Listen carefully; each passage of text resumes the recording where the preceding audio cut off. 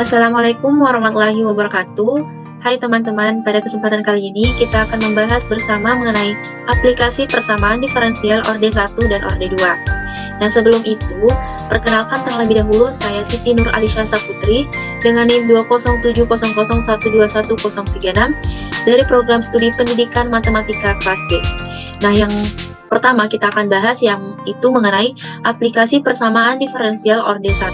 Nah, ini dalam bidang biologi yaitu pertumbuhan laju bakteri.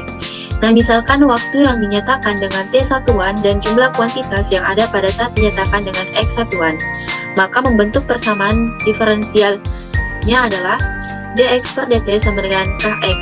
Maka solusi umum dari persamaan di atas adalah X sama dengan C dikali E pangkat KT. Nah, untuk mendapatkan ini nanti kita akan bahas bersama di contoh soal. Mengenai keterangan, X sama dengan kuantitas substansi zat yang ada, T sama dengan waktu dalam jam, K sama dengan konstanta yang sebanding. Lanjut ke contoh soal. Jadi contoh soalnya adalah pertumbuhan bakteri sebanding dengan populasinya saat ini. Jika populasi awalnya 500 bakteri meningkat 15% dalam 8 jam, kita disuruh tentukan populasinya dalam 1 hari. Nah, kita menarik kesimpulan dari soalnya, yaitu diketahui X sama dengan T sama dengan 0, artinya dalam waktu T, populasi bakterinya adalah 500. Nah, jika T-nya sama dengan 8, maka meningkat sebanyak 15%. Jadi, 15% ini kita kalikan dengan populasi bakteri awalnya, yaitu 15/100 dikali 500 sama dengan 75.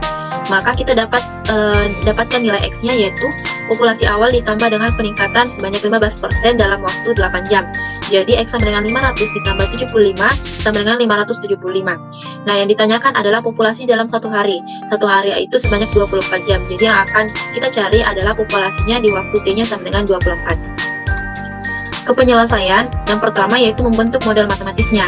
Berdasarkan informasi di awal atau yang di atas, maka model matematika dari permasalahan tersebut adalah dx per dt sama dengan kx, dengan kx lebih besar 0 untuk setiap t lebih besar sama dengan 0.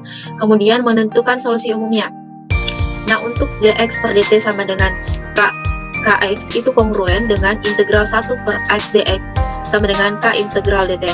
Nah, nilai dari integral dt itu adalah t, sehingga ini juga kongruen dengan ln x sama dengan kt ditambah j. Kongruen dengan e pangkat ln x sama dengan e pangkat kt tambah j. Nah, untuk x sama dengan c kali e pangkat t dengan e-nya itu sama dengan e pangkat c-nya itu sama dengan c. Ini kita jabarkan menjadi e pangkat kt dikali dengan e pangkat c, sehingga e pangkat c-nya kita ganti dengan c, maka menghasilkan xt sama dengan c kali e pangkat kt. Menggunakan kondisi awal untuk menentukan solusi khusus selanjutnya dengan memperhatikan syarat batas yang diberikan. Jadi syarat batasnya atau solusi khususnya yaitu xt sama dengan c kali e pangkat kt. Kemudian di sini kita membentuk persamaannya. Jadi saat t-nya sama dengan 0 atau waktunya sama dengan 0, maka populasinya adalah 500. Jadi 500 sama dengan c kali e pangkat k kali 0, t-nya 0, jadi e pangkat 0 sama dengan 1, sehingga 500 sama dengan c. Ini persamaan 1. Untuk persamaan keduanya, ketika t-nya sama dengan 8, maka hasilnya yang tadi telah dijumlahkan 575, sehingga 575 sama dengan c kali e pangkat k kali t, t-nya 8. Jadi c kali e pangkat k kali 8. Jadi ini 575 sama dengan c kali e pangkat k kali 8. Ini merupakan persamaan kedua. Selanjutnya kita mensubstitusikan persamaan ke-1 dan persamaan kedua itu, maka 575 sama dengan 500 dikali e pangkat k kali 8. Nah, kita bagi sehingga 575 per 500 sama dengan e pangkat k kali 8. Kita sederhanakan 575 per 500-nya sehingga mendapatkan 23 per 20, kemudian sama dengan e pangkat 8k. Nah, kita pangkat 23 per 20 sama dengan e pangkat 8k ini kongruen dengan ln 23 per 20 sama dengan ln e pangkat 8k. Nah, hasil dari ln e pangkat 8k adalah 8k, sehingga hasilnya adalah ln 23 per 20 sama dengan 8k. Kemudian kita cari nilai k-nya, jadi 1/8 ln kali 23 per 20 atau k sama dengan 23 per 20 per 8. Nah, di sini xt sama dengan 500. Kita kasih masuk nilai k-nya, jadi e pangkat 1/8 ln 23 per 20t, atau xt-nya sama dengan 500 E pangkat, kita kalikan sini T-nya, E pangkat T per 8 lain 23 per 20. Nah, ini merupakan solusi khususnya. Kemudian, untuk mencari jumlah populasinya dalam satu hari sebanyak 24 jam atau dalam T-nya sama dengan 24, dapat menggunakan informasi sebagai berikut. Jadi, XT sama dengan 500, yang ini, E pangkat T per 8 lain 23 per 20, kita kasih masuk T-nya 24, jadi X 24 sama dengan 500, T-nya juga disubstitusi 24, jadi E pangkat 24 per 8 lain 23 per 20. Nah, 24 per 8 adalah 3, jadi X 24 sama dengan 500 dikali E pangkat 3 lain 23 per 20. Nah, ini adalah hasil akhirnya. Ketika ingin mendapatkan pembulatan angkanya atau hasil nilainya, kita bisa menggunakan kalkulator sehingga menghasilkan 760,44. Nah, mendapatkan hasil nilainya maka kita menggunakan kalkulator. Maka dapat disimpulkan bahwa populasi bakteri dalam satu hari adalah sekitar 760,44 bakteri. Materi yang kedua yaitu aplikasi persamaan diferensial orde 2. Nah, aplikasinya ini pada bidang fisika mengenai materi hukum Newton 2, yaitu dengan contohnya adalah terjun payung. Jadi, terjun payung adalah aktivitas yang melibatkan terjun dari sebuah pesawat terbang menggunakan parasut yang dapat dibentangkan. Prinsip utama yang digunakan untuk menggambarkan gerakan suatu objek saat terjun payung adalah posisi S, kecepatan V, dan percepatan A.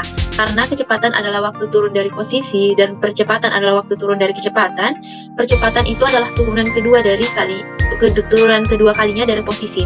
Oleh karena itu, fungsi posisi ST untuk objek bergerak dapat ditentukan dengan menulis hukum kedua Newton, yaitu gaya sama dengan MA. Nah, di mana fungsi posisinya itu sebagai ST, kecepatannya itu VT sama dengan S aksen T sama dengan ds per dt. Percepatannya adalah turunan kedua kalinya dari posisi. Jadi AT sama dengan V aksen T sama dengan dv per dt. Sama dengan kita turunkan kedua kalinya yang ini, fungsi posisi, X double aksen T sama dengan D pangkat 2S per dt pangkat 2. Sehingga gaya yang diterima yaitu M dikali A. A-nya atau percepatannya adalah D pangkat 2S per dt pangkat 2. Nah, masuk kepada contoh soal. Orang penerjun payung dengan 70 kg jatuh cukup lama tanpa parasut, sehingga gaya drag memiliki kekuatan KV2 untuk mencapai kecepatan terminal pertamanya dilambangkan dengan V1. Ketika parasutnya terbuka, kekuatan hambatan udara memiliki kekuatan KV. Pada ketinggian berapa ketinggian parasutnya harus terbuka, sehingga dia melambat menjadi 1% dari kecepatan yang lebih rendah saat dia menyentuh tanah. Nah, kita selesaikan soal tersebut. Jadi misalkan Y menunjukkan jarak vertikal yang diukur ke bawah membentuk titik di mana parasutnya terbuka, yang akan ditentukan waktunya pada saat sama dengan 0. Maka hukum kedua Newton tadi, yaitu gaya sama dengan MA, menjadi MG dikurang KV sama dengan MA. Karena V-nya sama dengan Y aksen dan A-nya sama dengan turunan kedua dari fungsi posisi, yaitu Y double aksen, maka MG dikurang K Y aksen sama dengan MY double aksen. Kemudian dari soal didapat ketika Y-nya 0 sama dengan 0 dan Y aksen 0 sama dengan V1 dengan membentuk persamaan Y double aksen ditambah K per MY aksen sama dengan G. Jadi PK-nya atau persamaan karakteristiknya yaitu lambda pangkat 2 ditambah K per M lambda sama dengan 0. Nah, kita dapatkan lambda pertama dan lambda keduanya. Lambda pertamanya hasil pemfaktorannya ini adalah 0 dan lambda keduanya itu minus K per M. Nah, untuk kita mendapatkan fungsi karakteristiknya atau YK-nya sama dengan C1 ditambah C2E pangkat minus KM kali T. Kemudian, kita mencari YP-nya. Jadi, misalkan YP-nya sama dengan A MG per KT, Y aksen P sama dengan A kali MG per K. Jadi, hasil dari turunan keduanya lagi ini, Y double aksen P sama dengan A. Kemudian kita substitusi ke persamaan yang awal tadi, yaitu Y double aksen ditambah K per M kali Y aksen sama dengan G. Kita masukkan Y aksennya dan Y double aksennya, sehingga A ditambah K per M dikali A dikali MG per K sama dengan G. Hasilnya adalah A ditambah AG sama dengan G, karena di sini kita bisa coret K-nya dan juga kita bisa coret M-nya. Jadi AG, A tambah AG sama dengan G. Maka A-nya sama dengan 1, YP-nya sama dengan MG per K kali T. Jadi Y-nya sama dengan C1 ditambah C2K kali E pangkat minus K per M kali T ditambah MG per K kali T. Ini merupakan persamaan ke-1, sehingga kita substitusi ketika 0, jadi Y0 sama dengan C1 ditambah C2 kali E pangkat minus K per M kali T ditambah MG per K kali T-nya kan 0, jadi kali 0, sehingga sama dengan 0. Kemudian hasilnya hasil ini adalah C1 ditambah C2 sama dengan 0. Nah, untuk turunan pertamanya yaitu minus C2 K per M kali E pangkat minus K per M kali T ditambah MG per K. Kita substitusi ketika T-nya lagi menjadi 0, sehingga bisa mendapatkan nilai dari C1 dan C2-nya. Jadi, Y aksen 0 sama dengan minus C K per M dikali E pangkat minus K per M kali 0. Hasilnya E pangkat 0 di sini 1, ditambah MG per K sama dengan V1. Jadi, minus C2 K per M ditambah MG per K sama dengan V1. Nah, C2-nya didapatkan, kita cari C2-nya dengan pindah ruas, jadi C2 sama dengan minus M per K dikali dalam kurung V1 dikurang MG per K. Kemudian kita mencari lagi persamaan ini yang awal, kita substitusi nilai C2 yang didapatkan ke persamaan C1 ditambah C2 sama dengan 0. Jadi didapatkan C1 dikurang M per K dalam kurung V1 dikurang MG per K sama dengan 0. Nah, kita pindah ruaskan sehingga mendapatkan C1 sama dengan M per K dikali dalam kurungnya itu V1 dikurang MG per K. Nah, kita dapat membentuk hasilnya, kita substitusi nilai C1 dan C2-nya sehingga Y sama dengan MG per K dalam kurung T ditambah dalam kurung V1 per G dikurang MG per K dikali dengan E pangkat minus K per M kali T. Ini merupakan persamaan kedua. Jadi persamaan pertamanya itu Y sama dengan C1 ditambah C2 E pangkat minus K per MT ditambah MG per K kali T. Nah, untuk persamaan keduanya yang ini baru-baru dibuat. Oke, langkah selanjutnya, karena percepatan adalah turunan pertama dari Y, maka V sama dengan Y aksen sama dengan MG per K dalam kurung 1 ditambah dalam kurung V1 K per MG dikurang 1 dikali dengan E pangkat minus K per M kali T. Ini merupakan persamaan ketiganya. Jadi sudah ada persamaan ke-1, kedua, dan ketiga. Pertanyaannya meminta ketinggian minimum di mana parasutnya menyelam langit harus terbuka untuk mendarat dengan kecepatan 1,01.